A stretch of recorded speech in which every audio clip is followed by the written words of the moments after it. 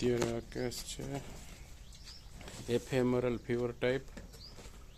તમે જોઈ શકો છો, જો ગાય એના હાંધા બાંધા જલાઈ જતા હોય, જો એના જોઈન્ટ બધાય કાલ સાંજથી અને રેસ્પિરેટરી એક પ્રકારનો વાયરલ એફેમરલ ફીવર. ત્યારે એને આપણે ટ્રીટમેન્ટ આપેલી છે. જો એ પગેથી જે આખી પકડાઈ જાય, પછી બ્રીથિંગ થાય, નેઝલ સિક્રેશન આવે, ટેમ્પરેચર હોય.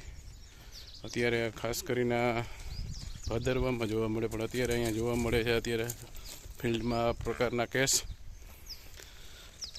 ઓચિતાનું કાંઈ ન હોય ને થઈ જતું હોય છે. જો તમે એ હાલે જો એ આખી એનો પગ જુઓ તમે, આ પ્રકારનું કેસ થઈ જતો હોય છે. કાલ હાનનું જ થઈ ગયું ને? હા. ઓચિતાનું ખાવાનું બંધ કરી દીધું.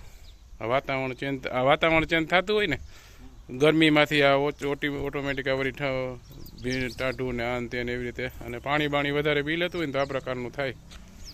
અત્યારે તો કાંઈ નથી ખાતી ને? ખાણ કેવું ખાધું? અત્યારે ખાણી નથી ખાધું ને? હલો, બાંધી દો યાર, બાંધી જવા દો.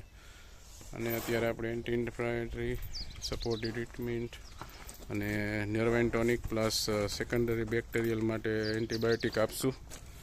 એ પ્રકારનો કેસ છે. જો ખાસ કરીને આ જોવા મળે છે, બહુ ટિપિકલ કેસ છે. પહેલાં બહુ જ જોવા મળતા, હમણાં ન જોવા મળતા, પણ આ વખતે ચાલુ થયેલા છે. Thank you for watching my video. Thank you. જય મુરલીધર, જય દ્વારકાધીશ.